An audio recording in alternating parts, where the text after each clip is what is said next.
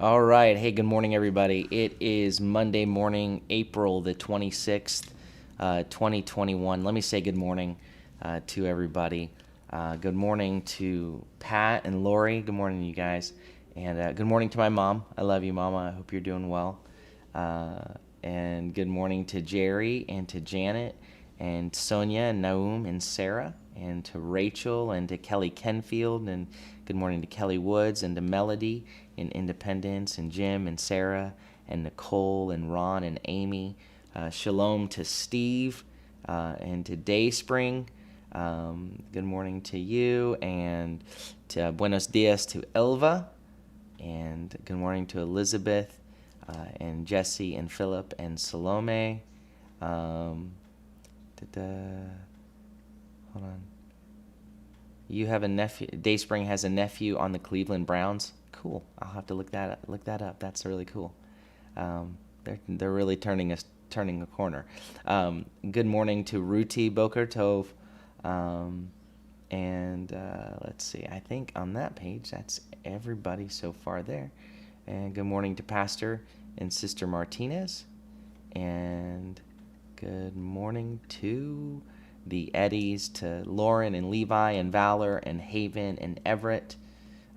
Good morning to Deanna and to Kathleen. All right. Well, we are starting the book of Zechariah this morning, and so I am excited about beginning this journey through the book of Zechariah.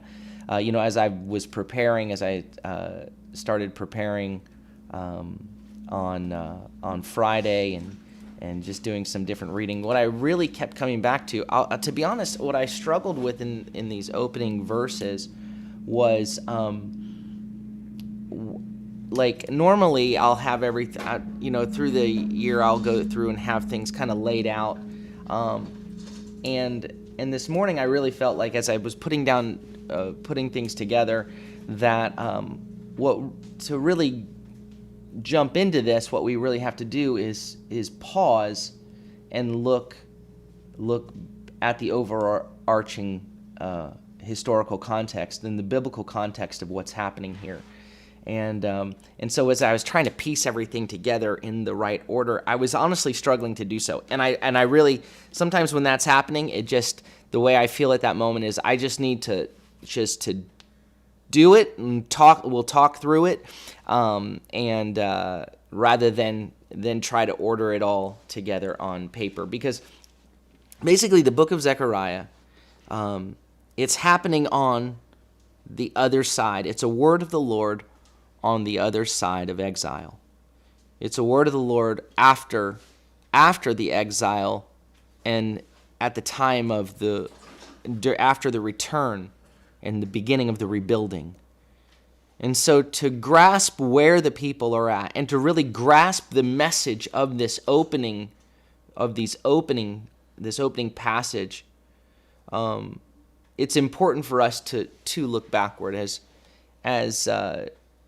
Zechariah he points back to the prophets before, what the prophets had said. So let's read the opening verses 1 through 6 of Zechariah.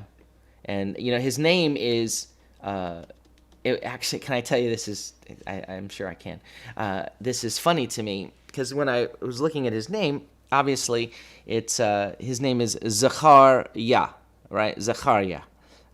So it's a combo word.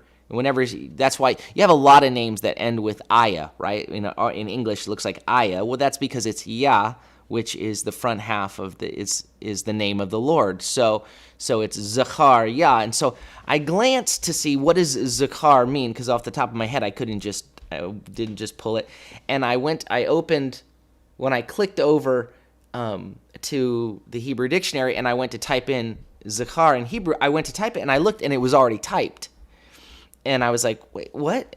And so it had been a recent, like when I was preparing for things for Saturday, that Zechar had been the thing that I looked up, and it just means remember. Remember on Saturday you talked about how to remember is to bring what is in mind into the forefront of action, that it's not simply to cognitively remember. So I looked up the word Zachar, and anyway, so the word is remembers. He remembers. And so Zechariah means the Lord remembers.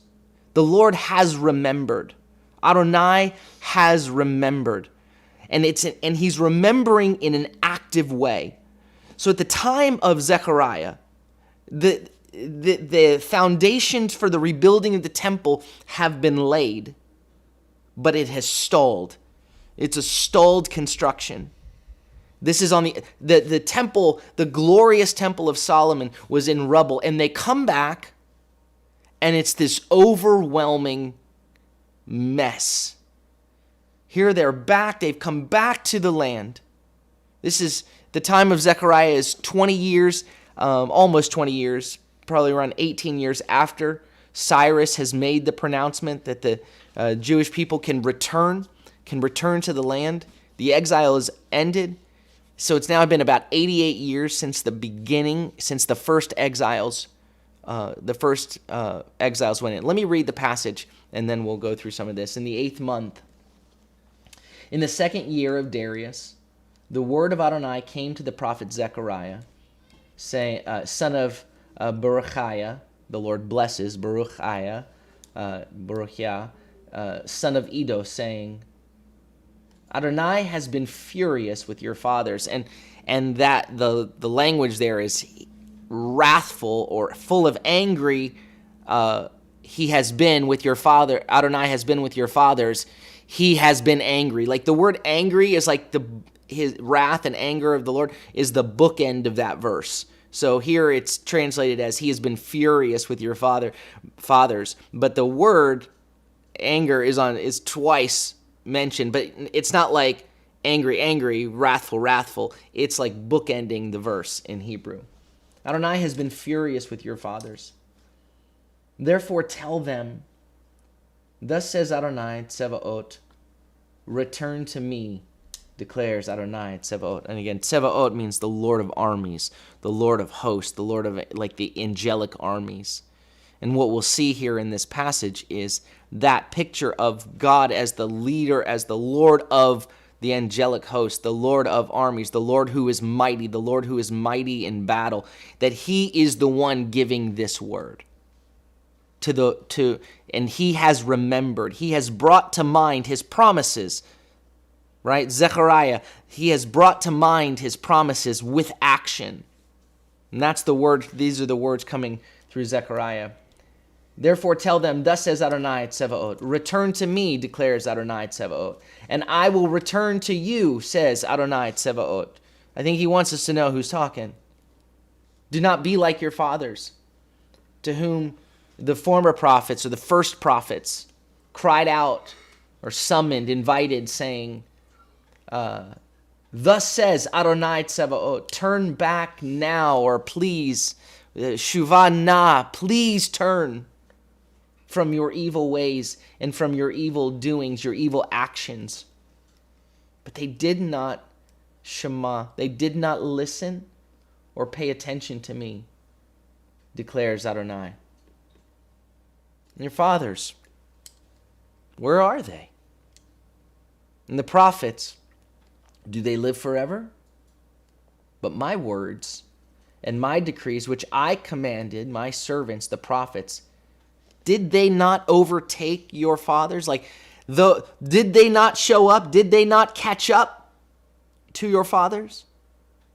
Then they repented and said, as the Lord, as he determined, or as he purposed, as he planned, Adonai Tsevaot has dealt with us according to our ways and deeds. So then, and when we'll get into the next, now we'll begin to see, Zechariah will begin to come with 8 different visions that the Lord has given him. Over the next several chapters, be 8 different visions that he's given. This opening call to repentance, this opening call is in the 8th month of the 2nd year of Darius. And then the first vision that he is given or that he brings is in the 11th month. So it's in about 3 months that happens, and then it will happen over the course of several months that all of these different visions are given, and so Zechariah is he's a contemporary of Haggai. Haggai is the Lord had actually first spoken to Haggai about 2 months prior to this. We read in, first we see in Ezra chapter 5, verses 1 and 2. It says, "Now Haggai the prophet and Zechariah the prophet, the son of Iddo, prophesied to the Jews who were in Judah and Jerusalem in the name of the God of Israel, who was over them. Then Zerubbabel, son of Shealtiel, and Yeshua, son of Yozadak, arose and began to rebuild the house of God in Jerusalem. And the prophets of God were with them, supporting them." We read in Haggai 1:1, it says, "In the second year of King Darius, in the 6th month." So Zechariah says he's in the 8th month, so a couple months prior.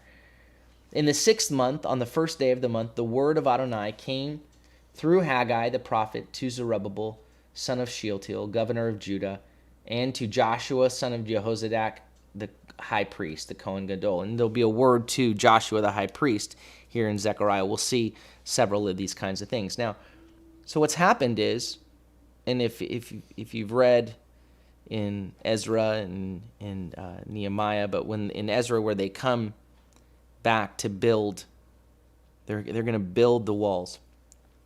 Rebuild the temple, and they lay the foundation with great enthusiasm.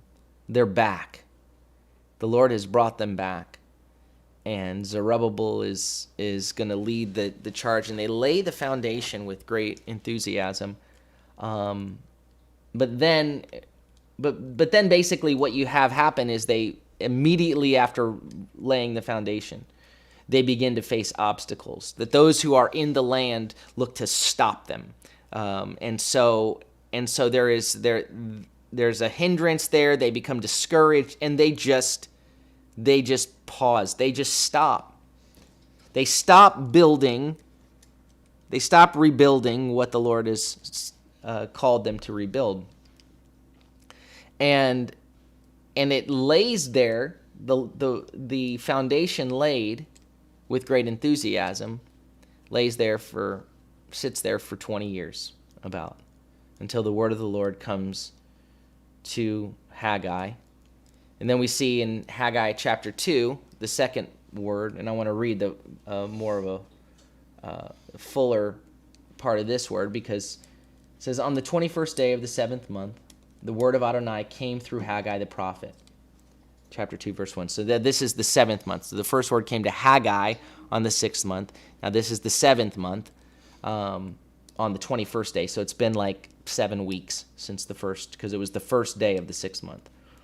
"Speak now to Zerubbabel, son of Shealtiel, governor of Judah, and to Joshua, son of Jehozadak, Kohen Gadol, and to the remnant of the people. Who remains among you who saw this house in its former glory?" Like, who among you remembers what this used to look like? I mean, none of them are going to remember that. I mean, it's been 90 years. It's been 90 years since people left. It's been almost 70 years since the temple was destroyed. It's been 66 years. So only the very old may have childhood remembrances of the temple. Who among you saw this house in its former glory? So how do you see it now? Does it seem as nothing in comparison in your eyes? Like, that's part of the discouragement. It doesn't. The idea of building up what was there seems overwhelming. They've got their eyes on what used to be standing. They've got their eyes on a childhood memory of a former glory. And this is what the temple was like, and it was glorious. But the thing you got to remember is what seemed like a glorious temple to childhood eyes was leveled for a reason. And so now they're being called to rebuild it. And he's saying, the reminder is you're being discouraged by this not looking like what you thought it would look like. This is not as seemingly glorious as it seemed to your childhood eyes.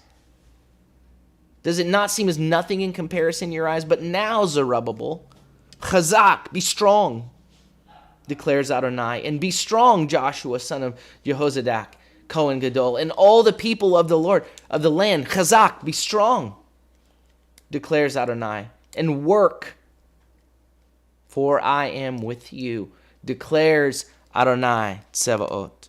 The Lord of angels, the Lord of hosts says, get going. Stop trying to rebuild it in a way that looks like the former glory. Just get going, for I am with you. For thus says Adonai Tsevaot, in just a little while I will shake the heavens and the earth, the sea and the dry land, and I will shake all the nations. The treasures of all the nations will come, and I will fill this house with glory. This isn't... They may think that this is about matching the outward glory, that they will match the outward glory of the temple. But this isn't about matching the outward glory. Because again, it was in rubble for a reason. In all of its glorious outward looking, it was not glorious.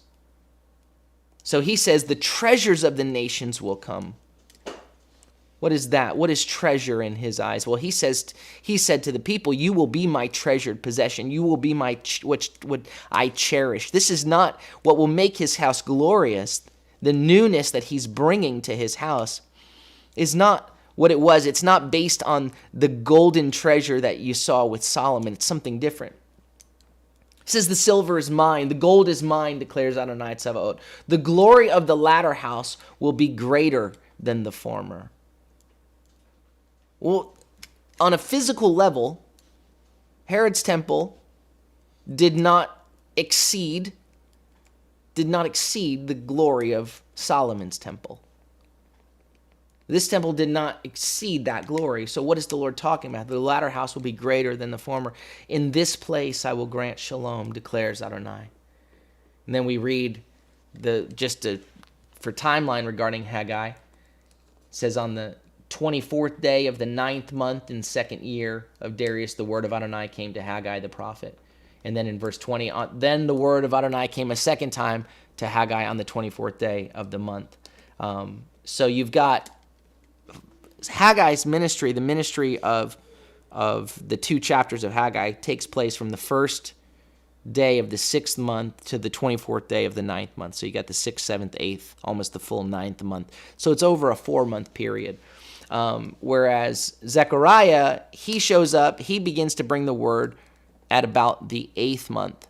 And then his ministry and the words that he's given give a much broader and further reaching picture and vision that we see Zechariah quoted, I think, just after Isaiah. Isaiah is quoted the most in the New Covenant scriptures, and then Zechariah. There's a lot of pointing, prophetic pointing toward Messiah, pointing toward the ultimate purposes of God, pointing toward past the physical representation or the physical, pointing toward the actual thing that the God is doing over a greater period of time. And so you've got Haggai and Zechariah working in tandem, as we read in Ezra. And again, Haggai he's coming with the word of the Lord. And obviously it's beyond just the physical, but he's stirring the people because they have become discouraged and then they've become apathetic. It's a crisis of apathy, really, is what's hit. They're not moving. And they've become focused on themselves. He says, you're focused on building your own houses rather than my house. And again, while it is physically about the house, it's about much more than that. That on the other side of exile, the Lord is not simply wanting to duplicate what had been on the previous side of exile. What was on this side of exile had become corrupted.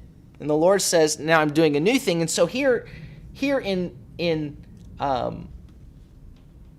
Zechariah, the Lord is coming and saying, okay, now I need you to hear me. Everything that I'm going to say now, I need you to hear my word. Don't be like your fathers who I was angry with.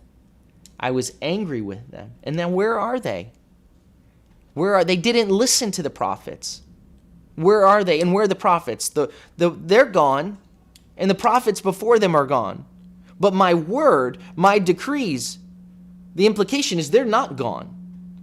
My decree, what I said, it caught up with them. They couldn't outrun it. Despite the length of time that it took, they couldn't outrun the word of the Lord. And so, this morning as I was looking at this, what I kept coming back to was remembering. There are times where on this side of, and I don't believe we're on a particular, we're on another side of exile, except the Lord is calling us to build, but in a new way. And our temptation is to go back to what was and how it was, and to rebuild and here in the Lord, the Lord will say, don't despise the day of small beginnings, when he talks through Zechariah about the rebuilding of the temple. That it looks small, it looks like nothing. But it's not by might, it's not by power. That's when we get to Zechariah 4, so I'm not going to jump ahead on that. But when you go backward and you remember when everybody was so convinced. So I want to read some passages that we went through. When we went through over a period of months, we went through the book of Jeremiah, remembering what the Lord had said, because they didn't listen. And so we have to recall what he said that he was going to do, it's not about rebuilding and doing things in the way that it was before, because that had become corrupted. But he was doing something new. Jeremiah 1, when the call of the Lord came.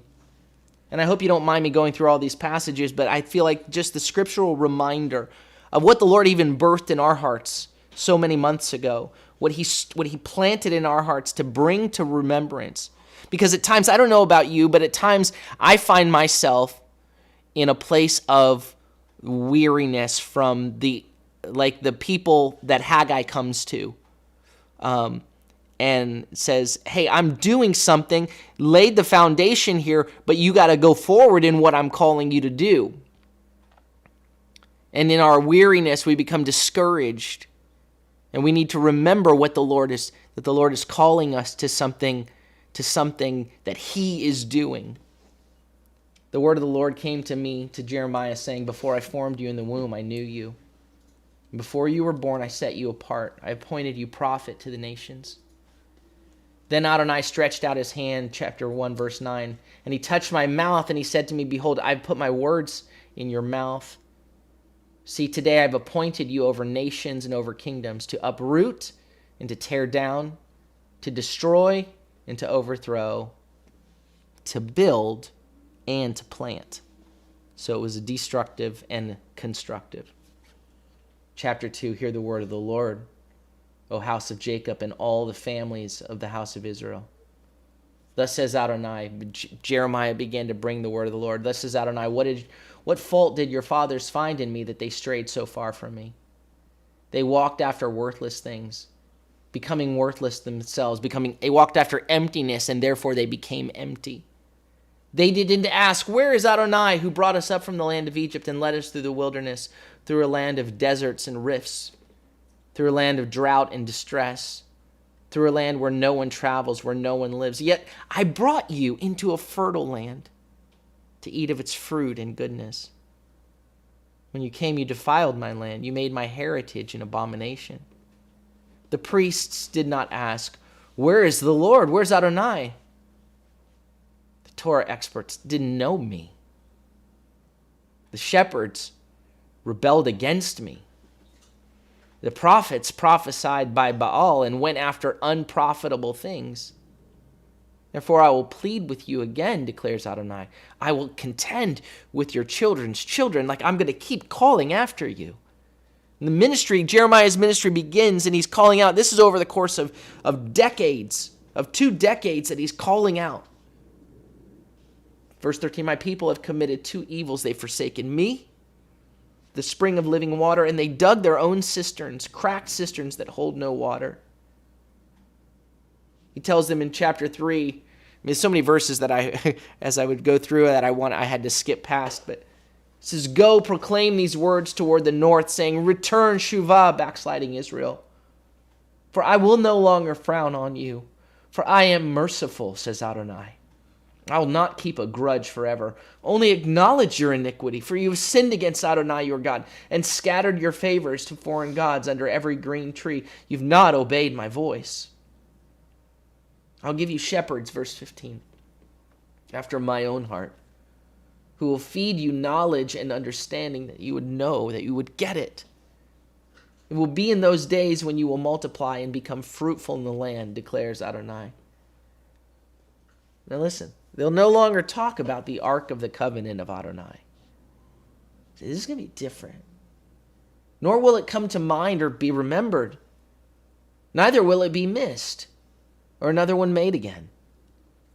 At that time they will call Jerusalem the throne of Adonai, and all the nations will gather into it, to Jerusalem, in the name of Adonai. No longer will they walk according to the stubbornness of their evil heart. In those days the house of Judah will walk with the house of Israel. There will be a unity, a oneness. They will come together out of the land of the north to the land that I gave your fathers as an inheritance. The prophetic rebuke, though, continues. There are continual calls to repentance. In Jeremiah 6, from the least to the greatest, all of them are greedy for gain, even from prophet, even to Cohen, to priest. Everyone practices deceit. They healed the wound of my people superficially, saying, peace, peace, when there is no peace. Shalom, shalom, there's no wholeness. But they say it. They think because they say it that it's there. No, everything's okay, everything's okay. Thus says Adonai, verse 16, stand in the roads and look. Ask for the ancient paths, the ancient ways, where the good way is, and walk in it. Then you will find rest for your souls. But they said, we won't walk in it. So I set watchmen over you, saying, listen to the sound of the shofar. But they said, we won't listen. Jeremiah 7, thus says Adonai Tsevaot, the God of Israel, mend your ways and your deeds, and I'll let you live in this place. Don't trust in deceptive words and say, the temple of Adonai, the temple of Adonai, the temple of Adonai. No, if you truly mend your ways and your deeds, if you're doing justice between a man and his neighbor, not oppressing the sojourner, the orphan and the widow, not shedding innocent blood in this place, nor going after other gods to your own ruin, then I'll let you dwell in this place, in the land that I gave to your fathers forever and ever.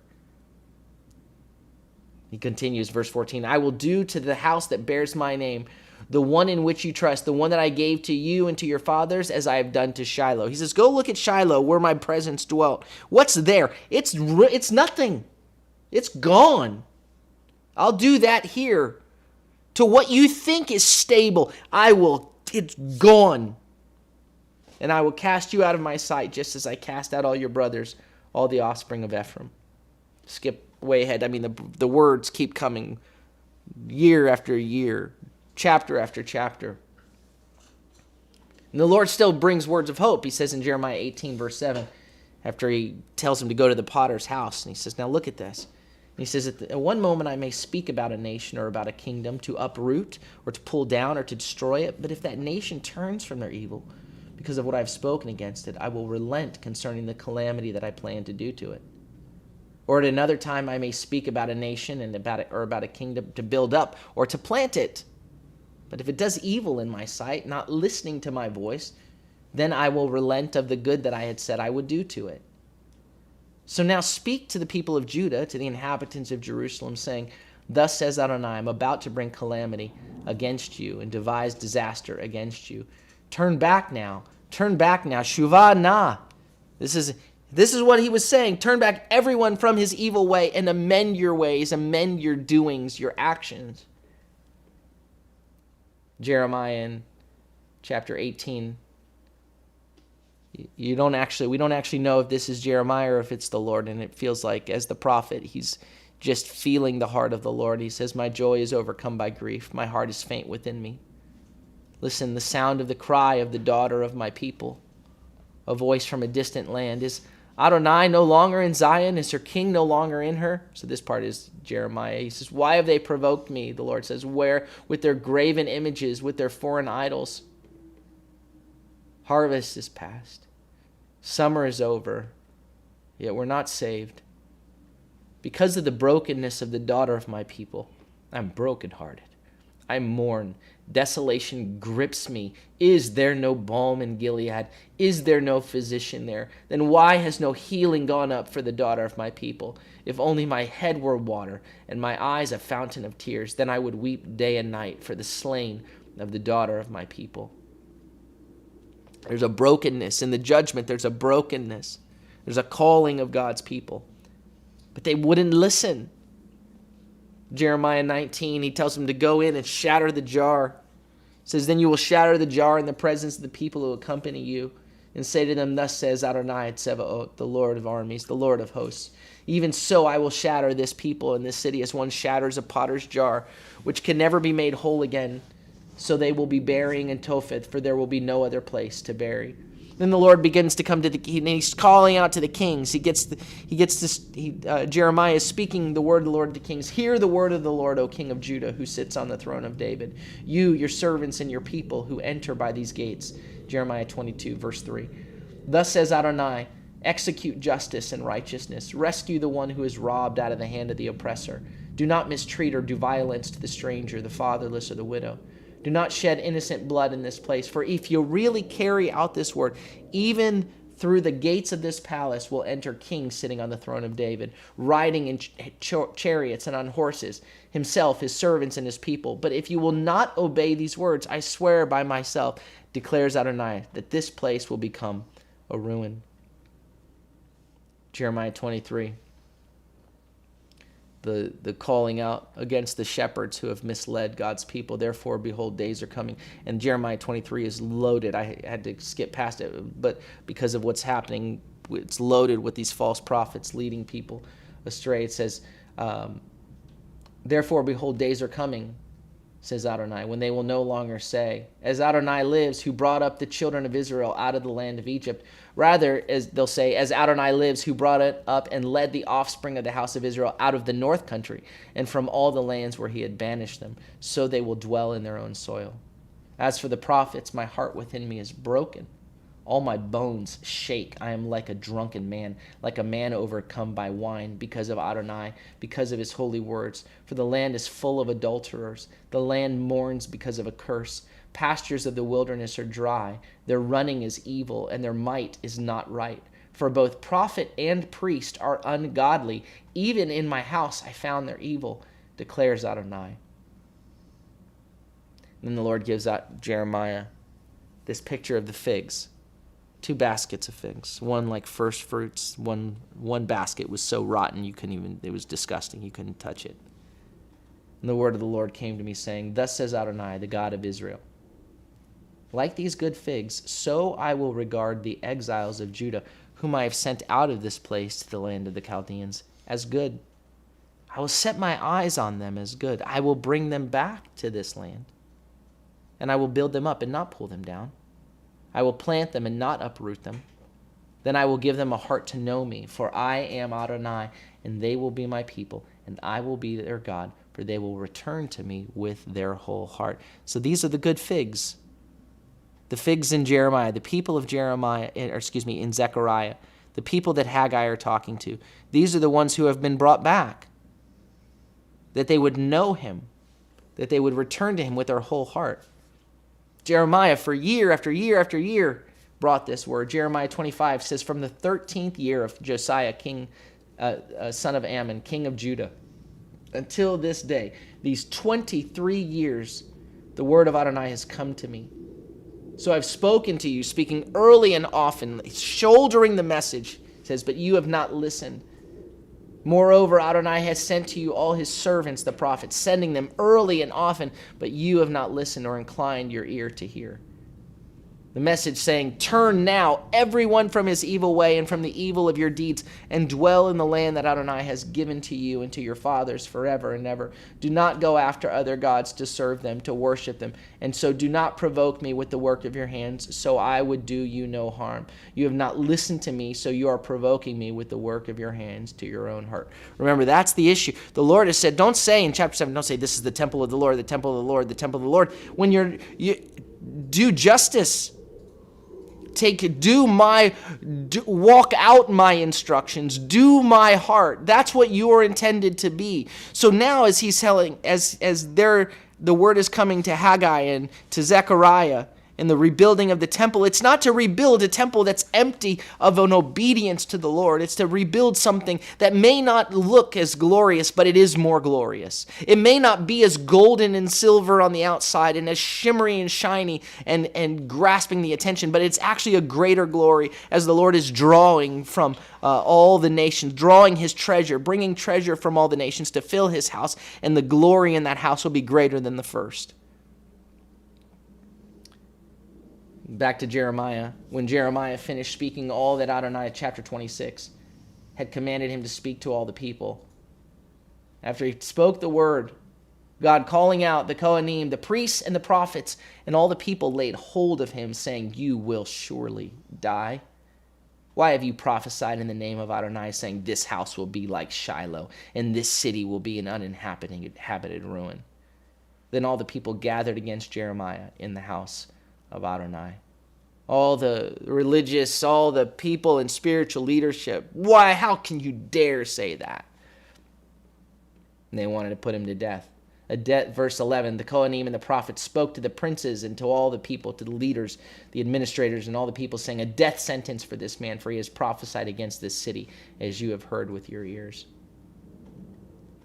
Jeremiah 27, verse 9, but as for you, don't listen, he's speaking to the king. Don't listen to your prophets. Don't listen to your diviners, your dreams, your soothsayers, your sorcerers who speak to you saying, you'll not serve the king of Babylon. Why would God want that? They prophesy a lie to you in order to remove you far from your land. That's what's going to end up happening as you follow their lies. So I would drive you out, and you would perish. But the nation that will bring their neck under the yoke of the king of Babylon, under the yoke of the Lord's discipline, and serve him, that nation I will let remain in its land, and they will till it and dwell in it.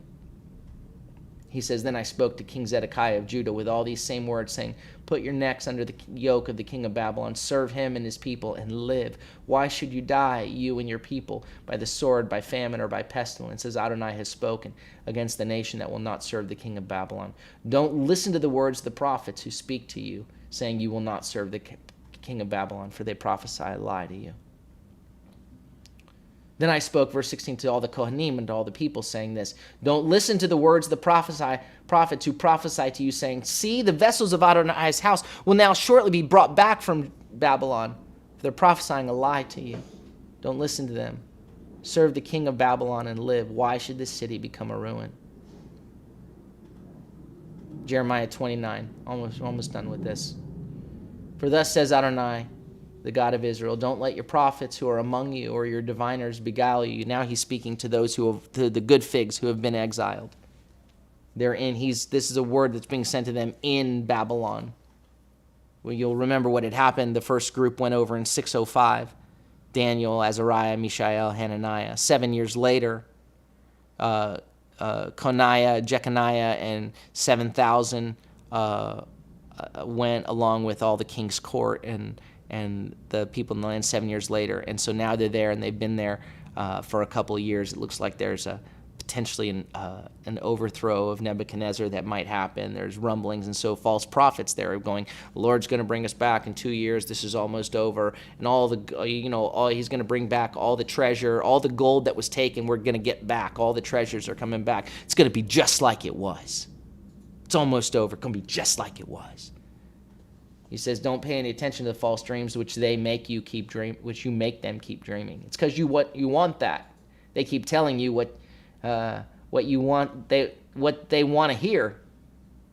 They prophesy falsely to you in my name. I have not sent them, declares Adonai. Verse 10, for thus says Adonai, after 70 years for Babylon are complete, I will visit you, fulfill my good word toward you to bring you back to this place. For I know the plans that I have in mind for you, declares Adonai. Plans for shalom, not calamity, to give you a future and a hope. And you will call on me, and you'll come and pray to me, and I will listen to you. You will seek me and find me, when you will search for me with all your heart. Then I will be found by you, says Adonai, and I will return you from exile, and gather you from all the nations and from all the places where I have driven you, says Adonai, and I will bring you back to the place from which I removed you as captives into exile. I'll bring you back. It's going to be different, he says. It's going to be different. We read in Jeremiah 31, from afar, Adonai appeared to me. Yes, I have loved you with an everlasting love. Therefore I have drawn you with chesed, with loving kindness. Again, I will build you, so you will be rebuilt, virgin Israel. Again, you will take up your tambourines as ornaments and go out to dances of merrymakers. Again, you will plant vineyards on the hills of Samaria. Planters will plant and use them. For there will be a day when watchmen will call out in the hill country of Ephraim, arise, let us go up to Zion, to Adonai our God. For thus says Adonai, sing aloud with joy for Jacob. Shout with the chief of the nations. Proclaim, give praise, and say, Adonai, save your people, the remnant of Israel. Behold, I will bring them from the north country, and I will gather them from the ends of the earth. Among them the blind and the lame, the pregnant together with she who is in labor with child. A great throng will return here, with weeping and supplications they will come. I will bring them, leading them to walk by streams of water on a straight path where they will not stumble. For I am Israel's father, and Ephraim is my firstborn. Hear the word of Adonai, O nations, and declare it in the distant lands, and say, he who scattered Israel will gather and watch over him, as a shepherd does his flock. For Adonai has ransomed Jacob. He redeems him from the hand of the one stronger than he. Then they will come and sing on Zion's height, radiant over the bounty of Adonai, over the grain, the wine, the oil, the young of the flock. Their life will be a watered garden, and they will never languish again. Then will the virgin rejoice in the dance, both young men and old men together, for I will turn their mourning into joy, and I will comfort them and make them rejoice out of their sorrow. I will fill the soul of the priest with fatness, and my people will be satisfied with my goodness, declares Adonai. And later he says, behold, days are coming, declares Adonai, when I will sow the house of Israel and the house of Judah with the seed of man and with the seed of beast, just as I have watched over them to uproot and to pull down, to overthrow, to destroy, and to bring disaster. Then I will watch over them to build and to plant. In those days they will no longer say, the fathers have eaten sour grapes, and the children's teeth are blunted. Rather, each will die for his own iniquity. If anyone eats the sour grapes, his own teeth will be blunted. Behold, days are coming, declares Adonai, when I'll make a new covenant with the house of Israel and with the house of Judah. Not like the covenant I made with their fathers in the day I took them by the hand to bring them out of the land of Egypt. For they broke my covenant, though I was a husband to them, declares Adonai. But this is the covenant I will make with the house of Israel after those days. I will put my Torah, my instruction, within them. Yes, I will write it on their heart. I will be their God, and they will be my people. No longer will each teach his neighbor or each his brother, saying, know Adonai, for they will all know me, from the least of them to the greatest, declares Adonai. For I will forgive their iniquity. Their sin I will remember no more. Thus says Adonai, who gives the sun as a light by day, and the order of the moon and the stars as a light by night, and stirs up the sea so its waves roar. Adonai Tsevaot is his name. Only if this fixed order departs from before me, then also might Israel's offspring cease from being a nation before me for all time. All of that the Lord remembers. He comes to a man named the Lord remembers. Adonai remembers. Zechariah. The Lord remembers. And as they sit there discouraged, as they're in a place that's discouraged, and the Lord has sent Haggai to tell them, to stir them, and now he's bringing Zechariah. Zechariah is going to be bringing a word that gives the spiritual understanding that to recognize that's not about the physical house that's being built, but it's about the spiritual thing that God is doing. It's about what he wants to do in his people. And so they work in tandem to awaken God's people, the ones that he had set apart, that he had allowed to go into exile, those that are outnumbered and they've been brought back, to not become discouraged and apathetic, but to recognize what the Lord is doing, to see what the Lord is doing, to rise up and to not get distracted by doing as their fathers did, to not look to go back to what their fathers were because their fathers walked in disobedience. Again, he says, Zechariah 1:2, Zechariah, Adonai has been furious with your fathers, therefore tell them, thus says Adonai Tzebaot, return to me, declares Adonai Tzebaot, and I will return to you.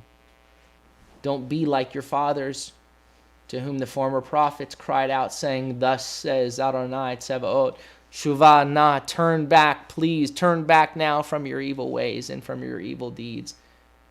But they did not listen or pay attention to me, declares the Lord. Your fathers, where are they? The prophets, do they live forever? But my words and my decrees, which I commanded my servants, the prophets, did they not overtake your fathers? Then they repented and said, as he determined, the Lord of hosts, Adonai Tzebaot, has dealt with us according to our ways and deeds. So tomorrow we'll begin to look at this verse 7 and look at that first vision that the Lord gives him. But I felt that it was important for us to remember the words of the prophets, to bring into memory that which the Lord had said, so that we don't repeat the errors of and mistake what God is doing, but have a heart that's tender to hear his voice and to walk in obedience to what he is saying. All right. Let me just say good morning to a couple others. Good morning to Kathy, good morning, Kathleen, and to Carol. Good morning to Carol. Let's see here. And good morning to Debbie. Debbie Lindsay, good morning to you, Debbie. It's a long time. And let me see here. Is that? Nope.